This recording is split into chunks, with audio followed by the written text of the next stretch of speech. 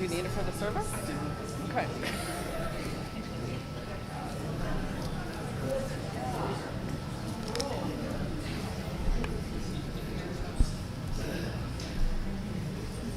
Good morning.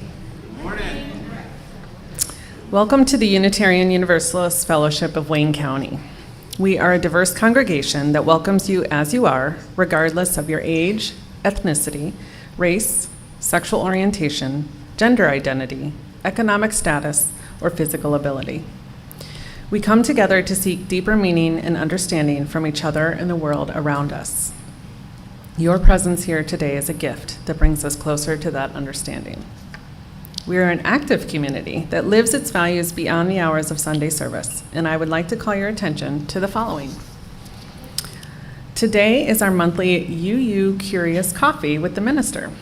If you are new to our fellowship and want to learn more about Unitarian Universalism and how it may align with your spiritual path, you are welcome to come down to Reverend Walter's office about 15 minutes after the service, grab a beverage on your way, and bring your questions.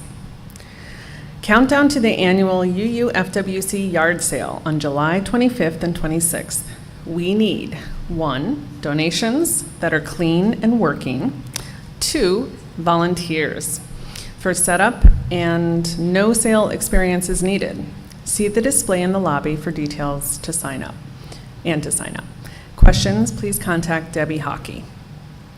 And last, Sunday, August 17th will be our annual Lake Day. More information is to come. If you would like to find out more about our activities, feel free to ask Karen Skupik, our membership coordinator.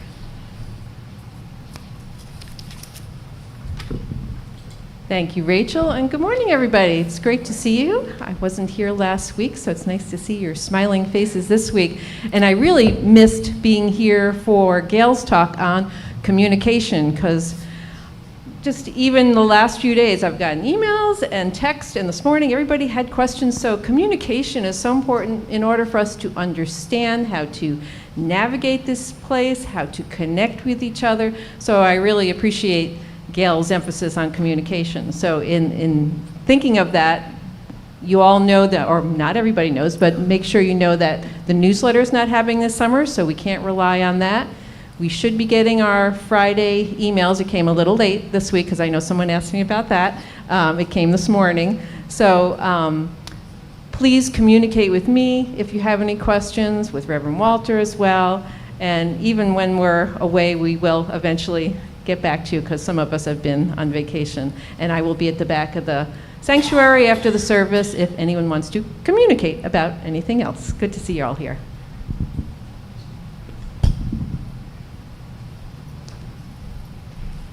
Good morning, everyone. Good morning. Thank you. Such enthusiasm here. I'm asking 3 people to come up here. The other one's out there being a greeter, so we'll let him do it. We're the special announcement today. Yes, so if you listen to NPR or you listen to those things, you know that there's a commercial interruption for a pledge campaign. Yes. That's us, before we get to the main event over here, Anyway, my job this morning, again, I'm Steve Thomas representing the board. My job is to introduce the Green Capital Campaign Committee. They're the people who will harass you by phone, by email, or if you happen to have a few extra gold bars hidden away in your house, they will come and collect them and bring them to us. So just so you know. But if you've seen the newsletter, which I know came late, or if you've seen in the bulletin, we have so far had pledges just over $140,000 toward our goal. People have been very generous. So toward our goal of $160,000. So the campaign could be a short one. That's what we're hoping, so that you no longer have these commercial interruptions. Anyway, I'd like to introduce the people who are helping us, who have devoted their time and their energy and their enthusiasm and their smiling faces. Thank you. To help us get to our goal so that we can get the solar panels and have the money for the inverters when they are needed to be replaced, and a little bit extra in case there are some cost overruns, because there's always cost overruns no matter what happens. So anyway, the campaign committee our chair is Don Ackerman, who is standing in the back. And my two lovely sidekicks, are Janice Backstrom and Barb Tutullo. So, if you haven't made your pledge, please try to do so by the end of August. We would love to know what exactly we're dealing with. Our next big payment is due around the 1st or mid-September, which will be about $50,000 because we had it's a little more than that. We had almost $50,000 or just over that on hand. So if you want to give us your money too, we'll take it any time. So, and these people and I and Don, we can all answer your questions if you have more about the campaign and what's happening. And if we don't know the answer, we'll find it out. Thank you. And now it's time for the main event. Thank you, guys.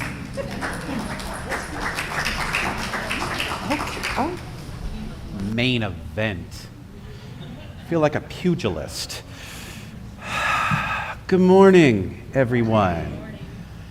I'm exhausted. How many of you have ever been to sleepaway camp for like the week, right? The sleepaway camp.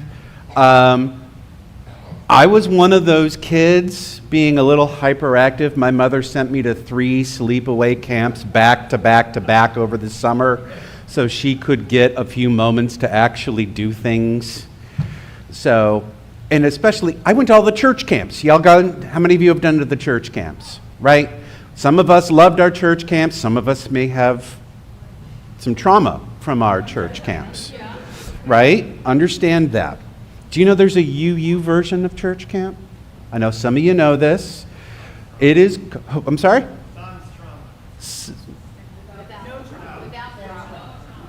I'm about to say, UU's without Trump. That's like an oxymoron, of course. Sans trauma. Summer camp without trauma. I'm going to say different trauma. Well, have you ever been in a close proximity space with people that you don't know all of that well for a whole week with lukewarm showers with no pressure, no AC, and cafeteria food? A little trauma might happen. Just a different trauma. Just a very different trauma. This has been Cersei Week. This is a time where UUs all over the Northeast Ohio region have gotten together for family camp. And with classes, with guest speakers, and with something called SI Magic. We're going to talk about the SI Magic today and how it relates to us as a congregation. And what are the lessons we can take from the SI Magic and apply to our everyday lives. So good to see all of you here this morning. I was about to say, I've been a week away from y'all. I'm amazed at how much I miss your faces. It is so good to see you. Thank you for waking up early and taking time to worship with us this morning. Open your hearts, silence your cell phones, and join us now in a time of worship.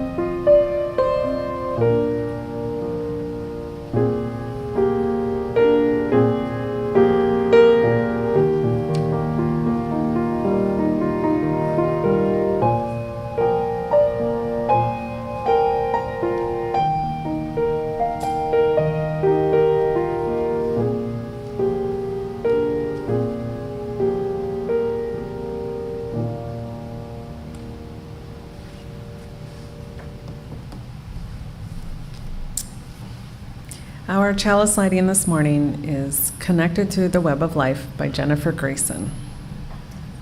We light this chalice, symbol of our purpose to bring more love and justice into the world. We light this chalice, knowing our congregation as a church dispersed across communities, not bound by walls, but connected through the web of life. Let us now rise in body or spirit as we sing our opening hymn, Come, Come, Whoever You Are. The music can be found in the gray hymnal, number 188.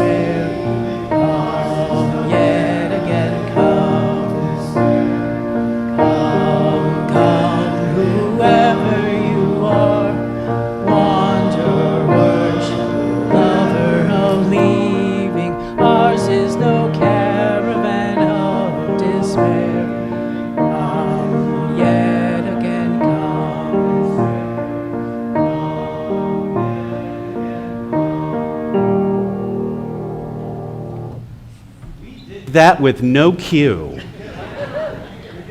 Holy smokes! Good job, y'all.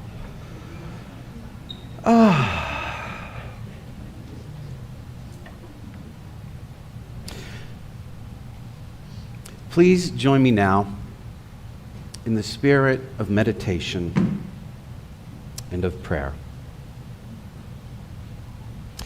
Come. Come, whoever you are. Whatever your history, whatever your story, come. Sit down beside me. You are welcome to tell me as much as you need, or as little as you are ready to say. Come, whoever you are.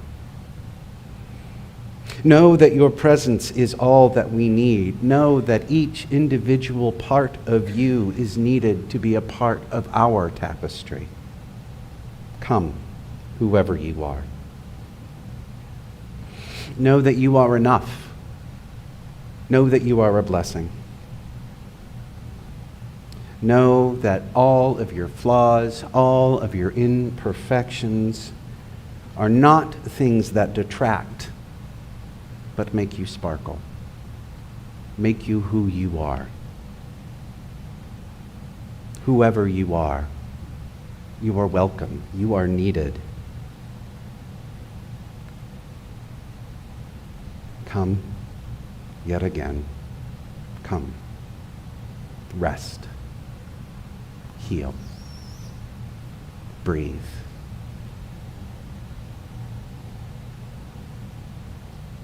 May it be so.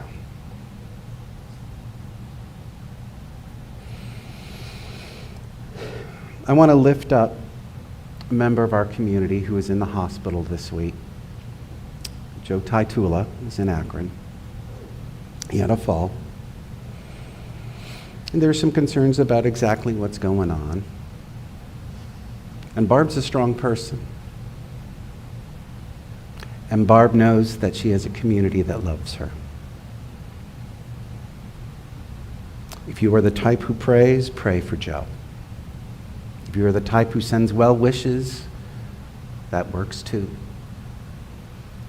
Cards, and I'm sure Barb would appreciate a really bad joke.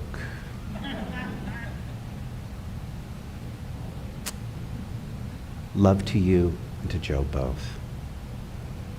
We know Laura Moore's had some health issues. Laura, I'm always going to be thinking of you because you don't let people not think of you. We wish you the best of health. We wish you the best of love. And we will always feel your hugs. Always. So many of us come into this community with our own different weights and joys from the past week. Can I share my joy with you besides being at Cersei? Yeah. Friday the 11th was the 5th anniversary of my ordination. And can I just say, I couldn't find a happier place to be. Y'all are wonderful. We all have our joys that we are bringing in. We've been visiting with family over the summer. We've been going to some of our favorite places. Maybe we're just happy that our garden looks so good. Whatever our joy is that we come into this place with, I encourage you, while we sing Spirit of Life, to take that joy, put it on one of these beautiful stones, drop it in the water, let joy ripple through the congregation. Can we not use a little joy right now? And if there is a sorrow in your heart, if you've been doom scrolling just a little too much, if there's something personal in your life that is a hard weight to carry, know you are in a community that holds. You are in a community that loves. In this hour, you are encouraged to put that thing down as much as you are able. Put that worry, that sorrow onto these stones. Let the water wash it away, knowing that sorrows shared are sorrows divided. I'm going to be gone for the next few weeks, and I have a funny feeling that there's going to be continuing sorrow in this community, because life still happens. And this is why we have wonderful members of our pastoral team, Sue Gross, Cheryl, Steve. If you need to talk to somebody, they are here for you, and they have beautiful listening and loving presence. Send an email to the care team. They will make sure you are taken care of. Know you are loved in this community. Please join us in our Joys and Sorrows ritual as we sing Spirit of Life. How are you doing?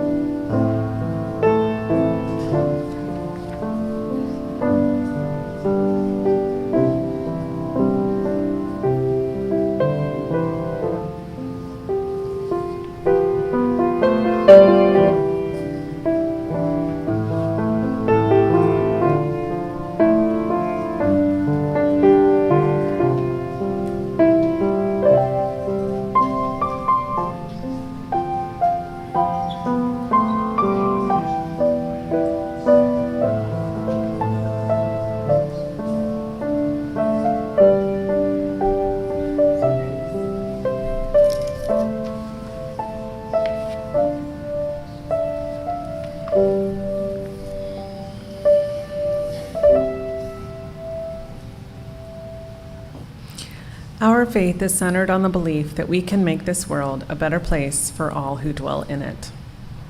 In order to realize that vision, we need both the motivation and the means.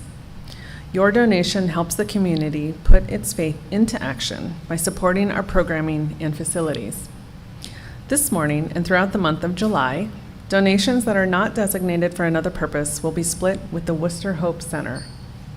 The Worcester Hope Center provides food, clothing, haircuts, and hygiene products to over 3,500 families in the Wayne County area annually. For those who are watching online or who do not carry cash, you can donate on our website or by scanning the QR code in the order of service and on the screen.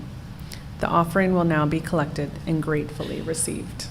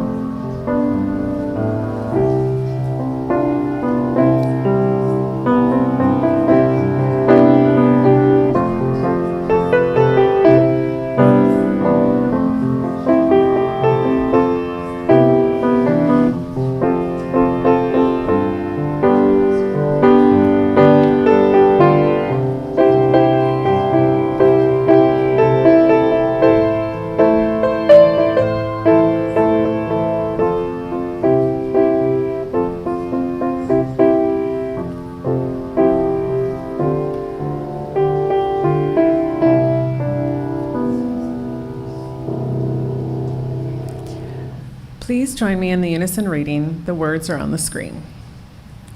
Let us be grateful when we are able to give, for many do not have that privilege. Let us be grateful for those who share their gifts with us, for we are enriched by their giving. Let us be grateful even for our needs, so that we may learn from the generosity of others. Today's reading is the Circe Covenant. We value the Summer Institute magic that we co-create for 1 week every year. So, we promise to treat each individual and their gifts with gratitude, make space for the creative and unexpected delights we might share with the community, offer a generosity of spirit to each other as we make mistakes or are disappointed. We value the expectation of mutuality, so we promise to model and respect healthy boundaries so that our diverse community is safe for all. Develop and maintain a heart of service by generously contributing our gifts to the many ministries that make up the whole of SI. Treat our host space and community with respect. Be open to the changes that we need to make to live into this covenant and our vision for the future. We value the need for equity so that our community can be more intentionally inclusive.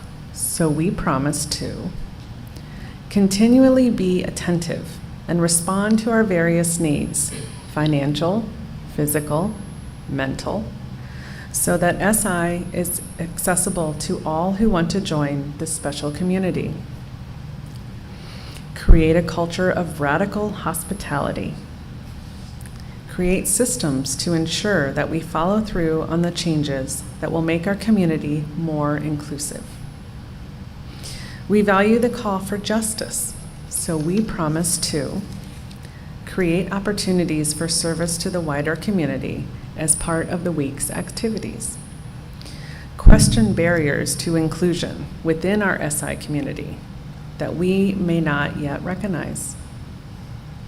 We value compassion, so we promise that when any of us are out of covenant, We will provide and participate in reconciliation processes so we can make our way back to the covenant.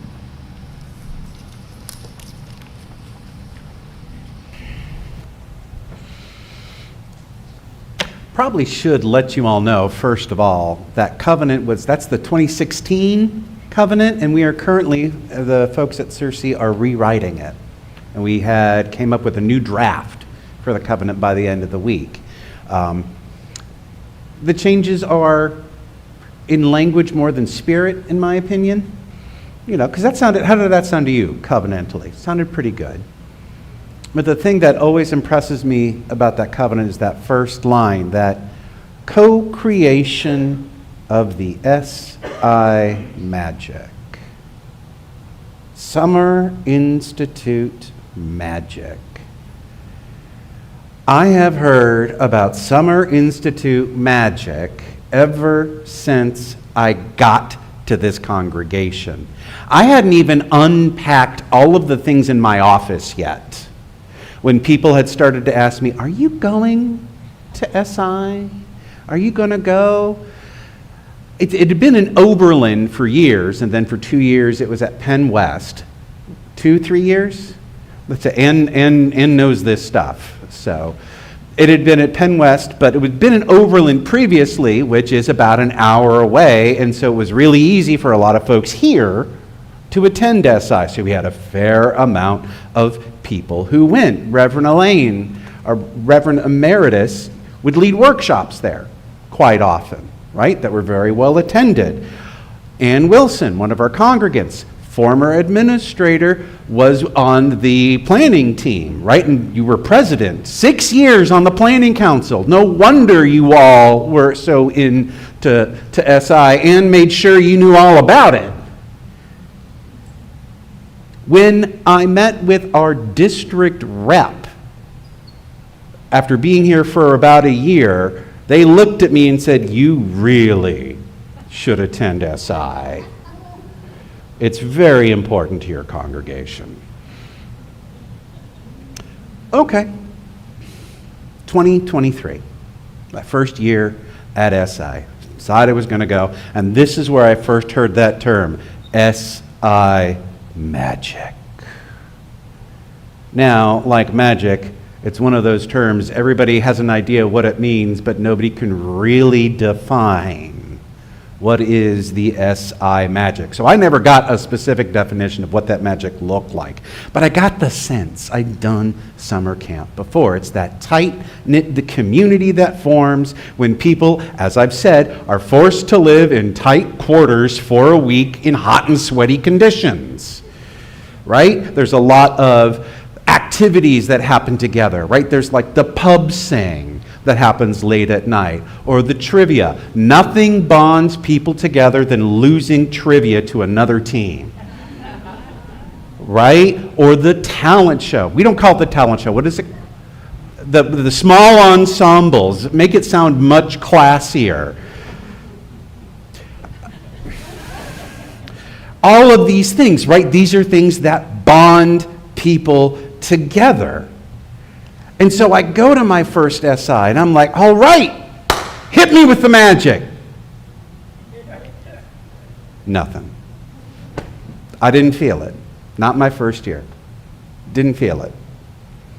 And I talked about this 2 years ago in my sermon after SI.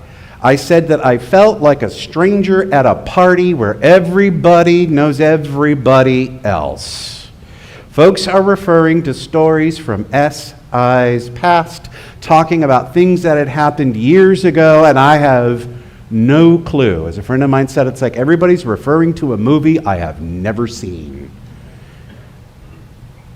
I was on the outside, looking in at a lot of previously established relationships.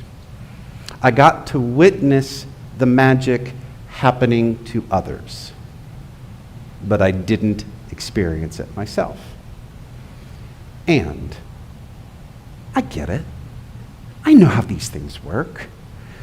These kind of experiences, you can't just do one and done and expect it all to be miraculous within that first week. You have to take time with these. These are co-created things. So even those intense once-a-year sleepaway camps, you're not going to get instantaneous relationships every single time. So what does that mean? You try again. Okay, we're doing this again. Next year, I was invited to be on the staff. I was on the ministry team, which means I got to help co-create worship and be a chaplain during SI. Love it. Fantastic. Because you know what? Best way to make friends is make sure you got a job to do. Right? How many of you have been told, hey, if you want to make friends here, get on a committee? Right? Something to that. And it can be a little daunting, but say, all right, let's try this. Let's get on the team. Let's get on the ministry team. These are going to be people who are my colleagues. It's going to be interesting and different. Let's give that. I have people I have to interact with. This is an opportunity for me to experience SI magic.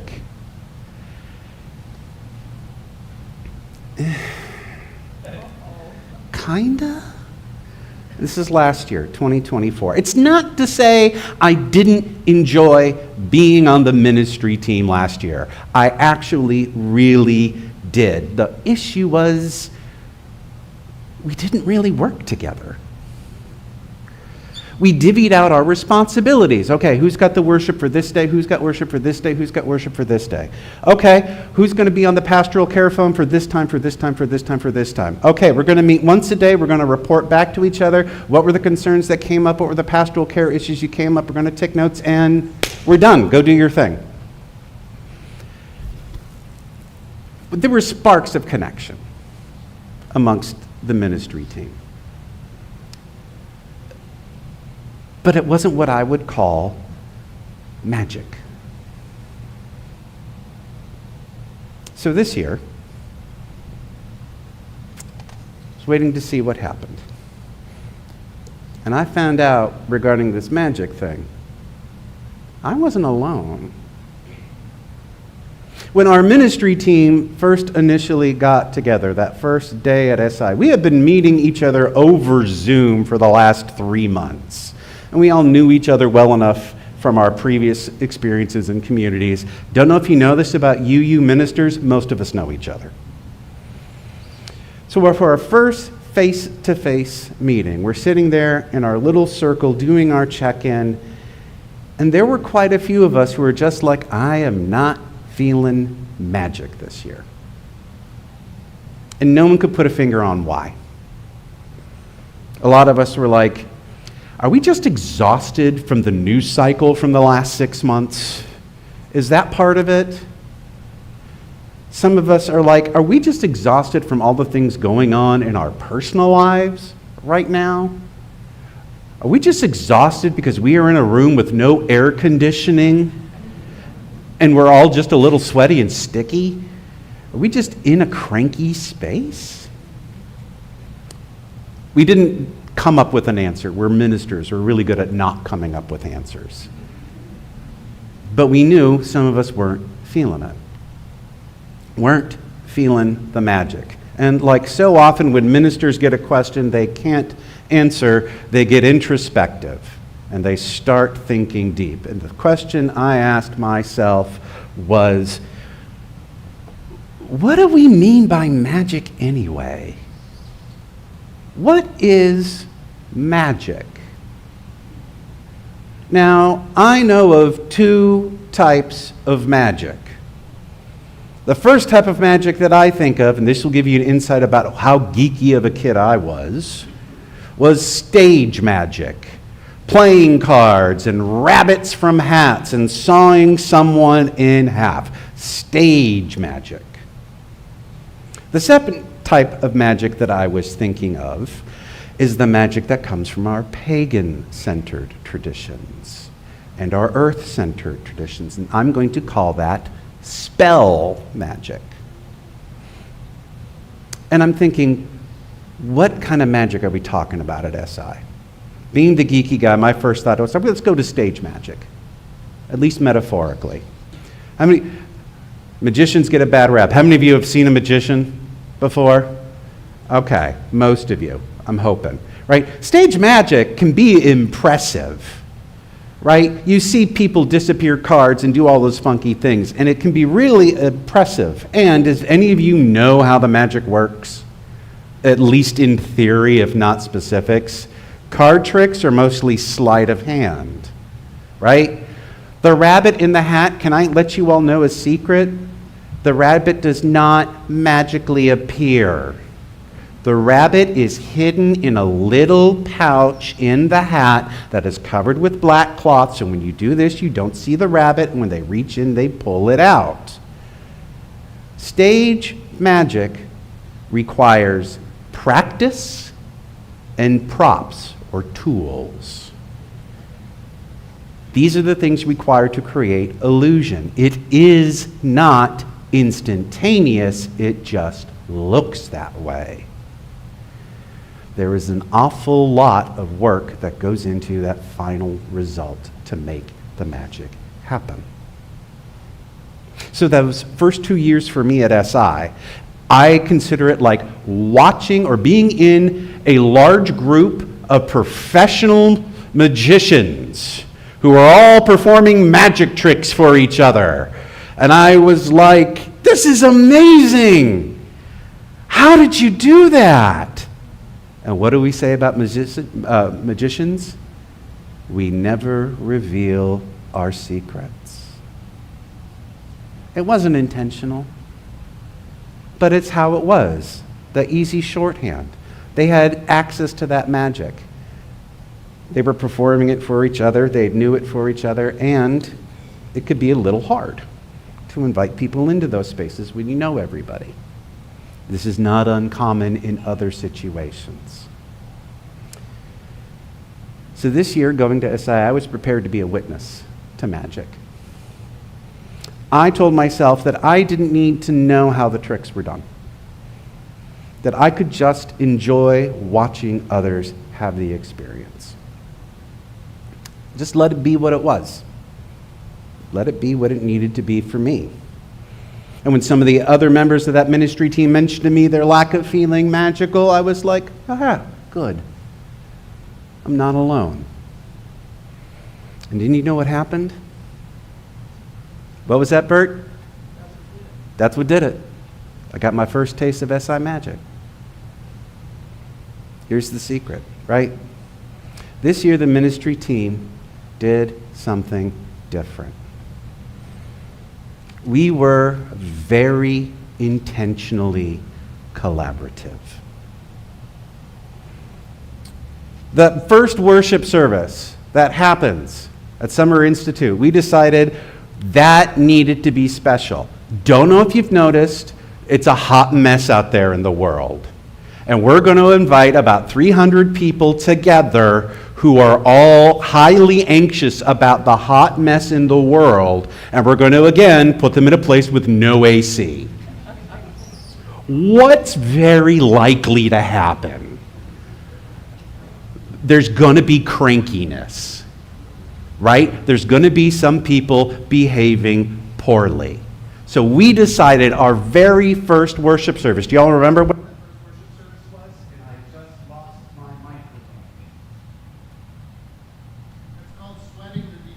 Sweating the details.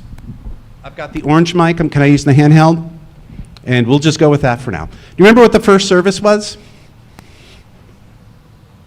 You don't remember the first service. Don't blame you, right? Because it was a busy week.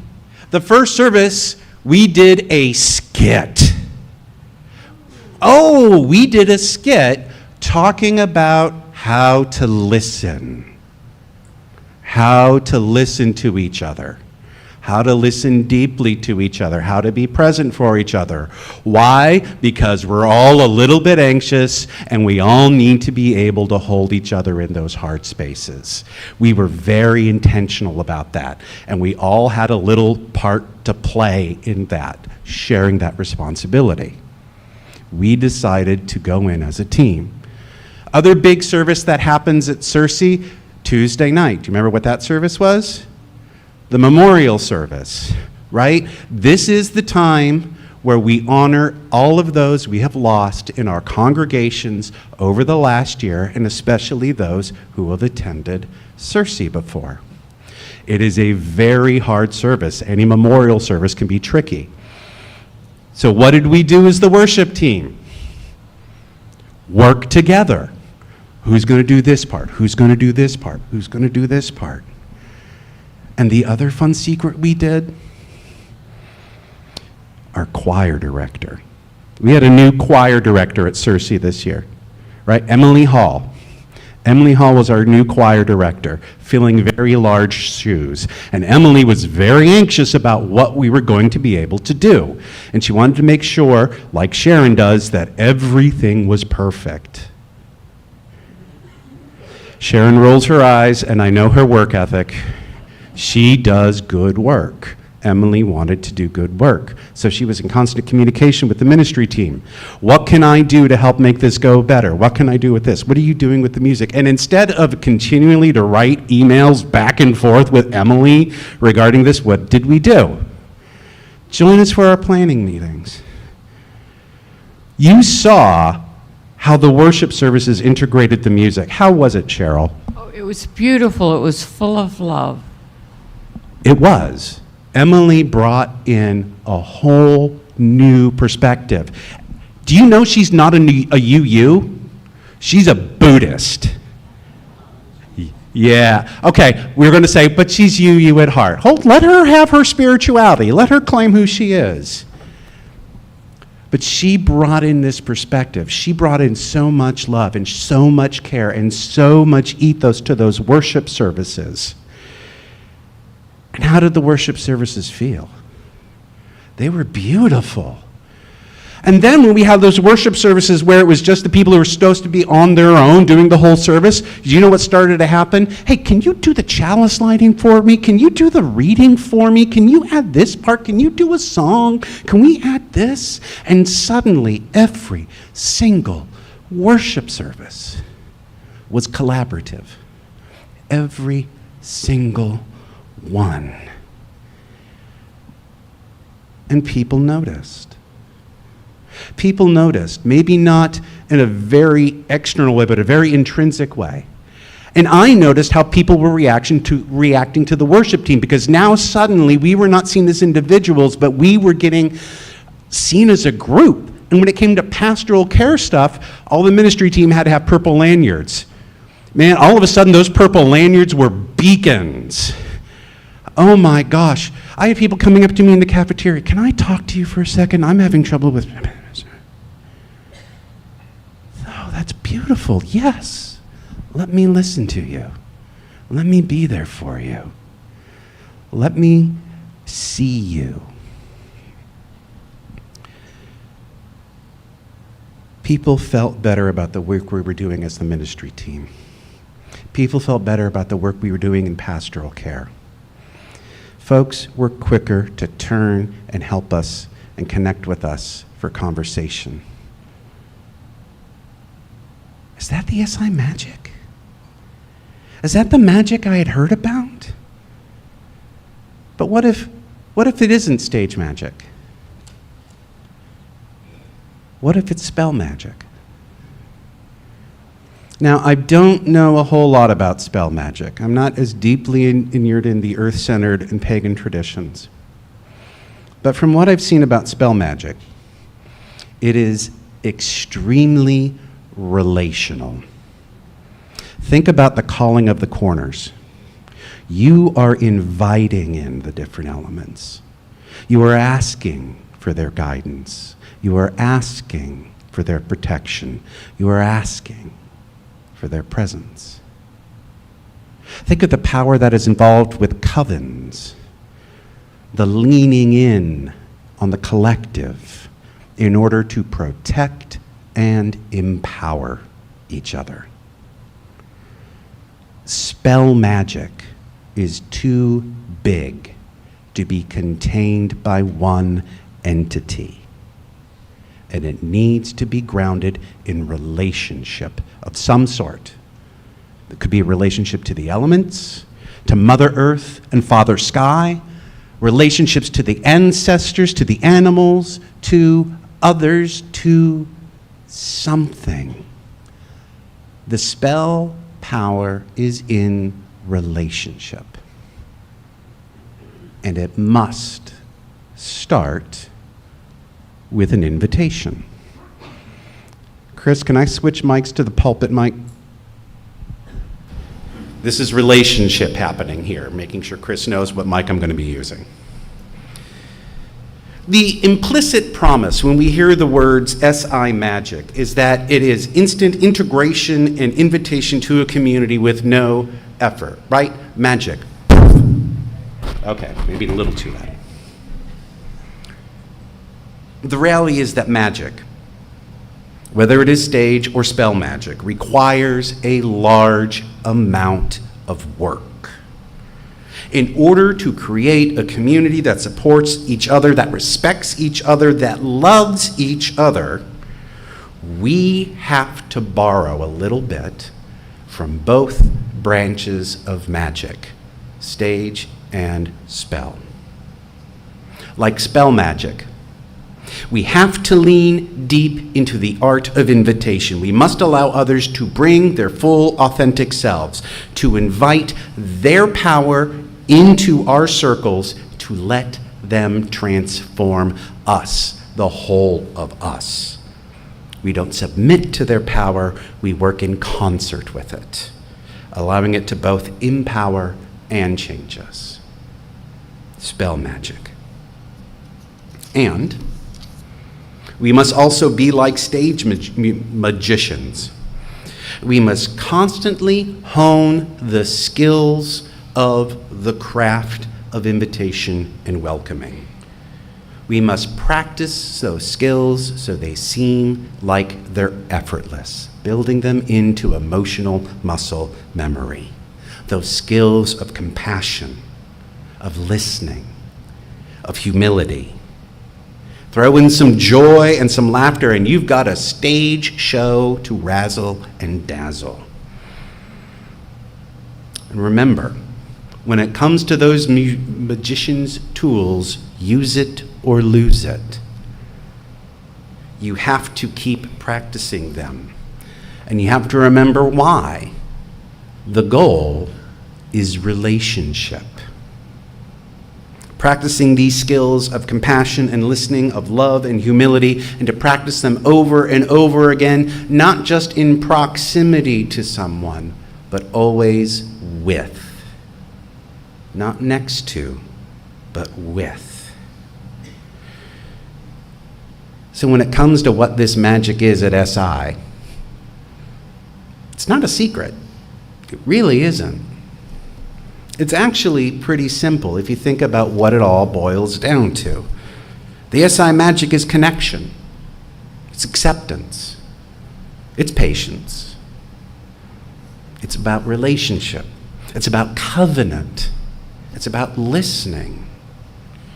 The magic is about reaching out, being vulnerable, having grace. The magic is about being intentional in living our values. So when it comes down to it, the magic, very simply, is our faith. Our Unitarian, Universalist faith. Living it out loud. May it be so. Like I said, we got to do worship services together, and I got to do one of my favorite hymns, and I'm going to share it with you now. Come and Go With Me, number 1018 in the Teal hymnal. Please rise in body or spirit.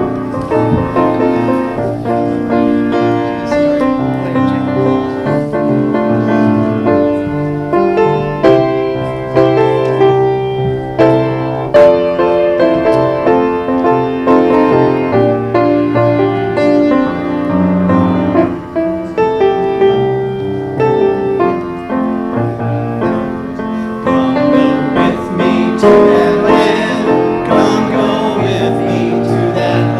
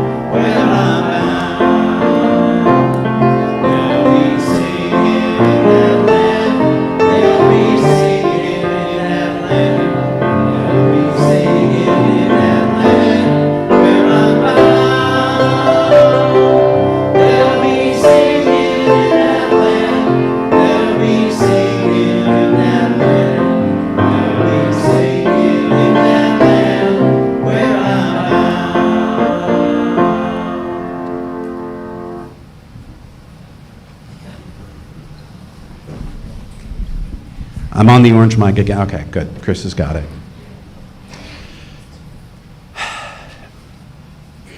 If you think about what our faith can do, it really is magic. Because it's all about building relationships and working to make this world a better place. And I don't know about you, but that hope and aspiration of making this world a better place seems like impossible magic right now. And it starts with the smallest of things. It starts with reaching out to each other. It starts with being able to build community. It starts with seeing people for who they are, loving them for who they are, and working together. And if you need to recharge your spell magic, you're always welcome here. We are glad to have you. Go out and make the world a better place. May it be so.